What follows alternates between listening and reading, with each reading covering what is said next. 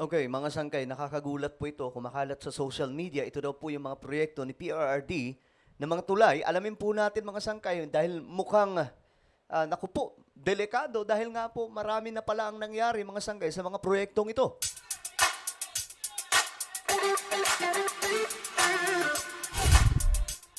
Yo, what's up guys? This is me, Sangkay Janjan. So alamin po natin itong mga information ngayon na kumakalat, pakalat-kalat sa social media patungkol po sa mga tulay nila Tatay Digong na ginawa. Dahil nga po, ayon po sa mga nababasa natin, mga substandard, at may mga bumagsak, mga sangkay. Marami po. At eto makikita po natin yung mga error. Ibang-iba po talaga yung, alam nyo, pag tinignan po natin yung tulay ni Ferdinand E. Marcos, tulay ng mga gawa ng mga Marcos, matitibay. Ngayon, ito mga sangkay, pag-usapan po natin, napakarami po ng listahan na ito. Pero magbanggit po tayo ng iilan, okay? Anyway, bago tayo magsimula, pakisubscribe po muna yung ating YouTube channel. Sa mga nanonood ngayon na hindi pa po nakakapag-subscribe, ako po, isubscribe nyo po yung ating YouTube channel dahil tayo po ay road to 2 million subscribers na. At kung gusto mong mapabilang, sa maraming mga solid sangkay dito sa YouTube, ang gawin nyo lamang, isubscribe nyo po, makikita po sa baba ng video na to yan. I-subscribe nyo po, i-click ang bell at i-click nyo po yung all. At sa mga nanonood po sa Facebook, i-follow nyo po yung ating Facebook page. Okay? Umpisahan po natin ito. Itong, alamin po natin itong mga tulay ni PRRD. Okay, dito po tayo magsimula mga sangkay sa information na kumakalat. Ito pong Panggil Bridge. Substandard Panggil Bridge sa Mindanao, pinuri ng mga DDS kahit lubak-lubak ang daan.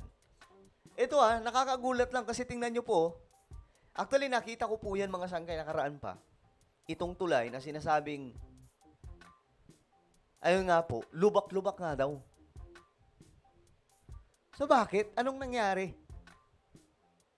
Diba?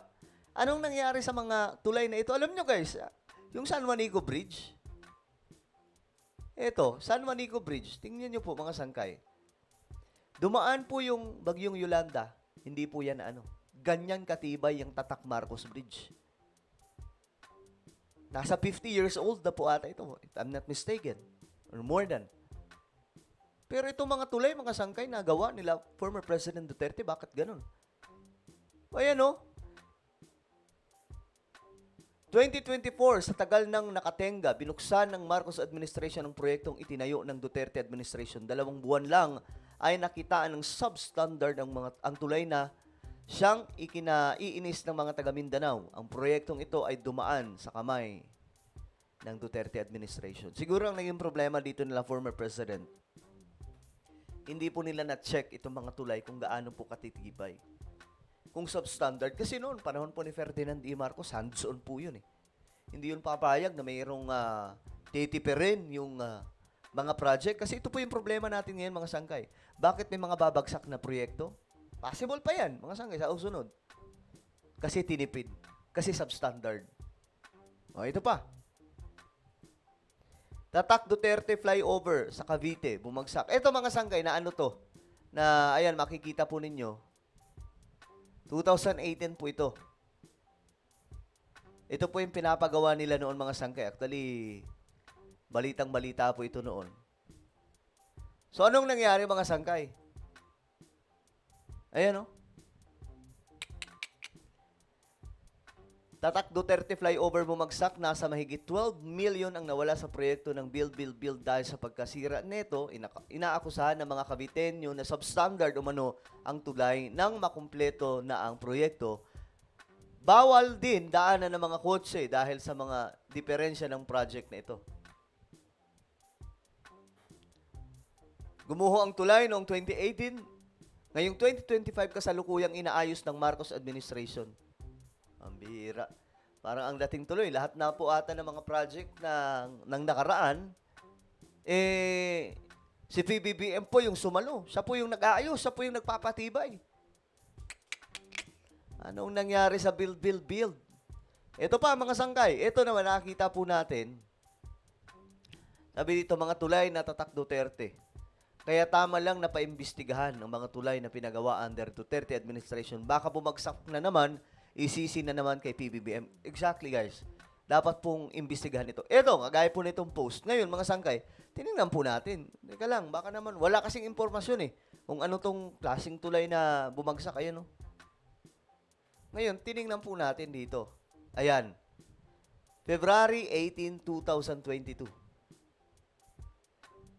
Ayan po, basahin nyo na lang mga sangkay. Ito po ay doon sa, ito po ang ginagawang concrete bridge doon sa Sitio Kulafu, Barangay Magsaysay, Marilog, District, Davao City.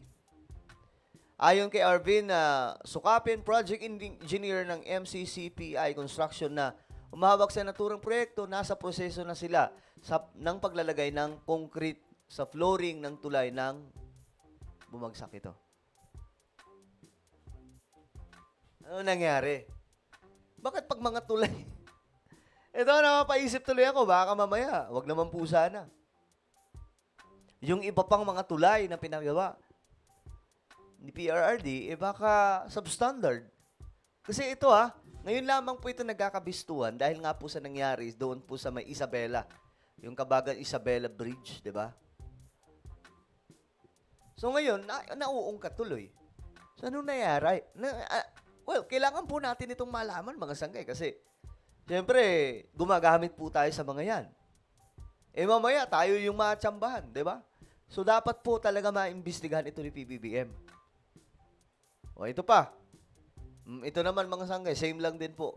Ito yung tulay sa Davao. Noong 2022, bago bumaba sa pwesto si dating Pangulong Duterte, bumagsak ang proyekto sa Davao City.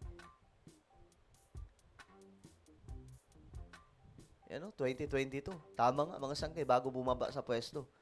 So, marami po ito, mga sangkay. O, ito yung pinakabago Yung latest, mga sangkay, doon po sa ano po to? Ito yung Isabela Bridge. Maganda pa naman sana yung tulay, kaso nga lang, hindi po nila na-check na mali pala yung disenyo. O, ito pa, isa sa nakakatawa, mga sangkay, isang truck na untog sa Tatak Duterte Bridge sa Tagaytay. Matatandaan na ang isang dump truck sumagi sa isang tulay na kung saan parte ito ng nakaraang administrasyong Duterte. Isinisisi ng mga taga-suporta ni Duterte ang truck dahil sa irresponsableng pagmamaneho. Truck patuloy yung nasisi. Tingnan nyo ang baba, mga sangkay. Paano po dadaan yan? O, ngayon mga sangkay, kamusta po yung build? Alam nyo, ako walang problema dyan. Actually, isa po ako sa humahanga kay Tatay Digong during that time nung pinagawa po yung mga proyektong mga malalaki mga sangkay. Pero nung na-discover po natin ito ng mga substandard, naku po, dito po tayo nagduda, mga sangkay, teka lang. Ano ang meron? Bakit ganito yung mga project na ito? Diba? So, kayo ba ay pabor, mga sangkay, na dapat paimbestigahan ni PBBM itong lahat ng mga tulay na napagawa ng Duterte administration? Tandaan nyo, mga sangkay, nasa 12 lamang po ng mga malalaking project ang napagawa po ni PRRD nung time na siya po ang namumuno, mga sangkay. At ang sumalo na po ng lahat, si PBBM. Paano kung substandard ng iba pang mga project? Di lalo po niyang sasaluhin yan. Kasi nakikita po natin, ang dami po na ito, di ba? Ano po ang inyong opinion? Just comment down below. Meron po tayong YouTube channel, Sangkay Revelation. Hanapin niyo po ito sa YouTube. Dito po tayo nag-upload, mga sangkay, ng vlog na kapupulutan po ng kaalaman at aral. So ako na po ay magpapaalam. Mag-iingat pong lahat. God bless everyone.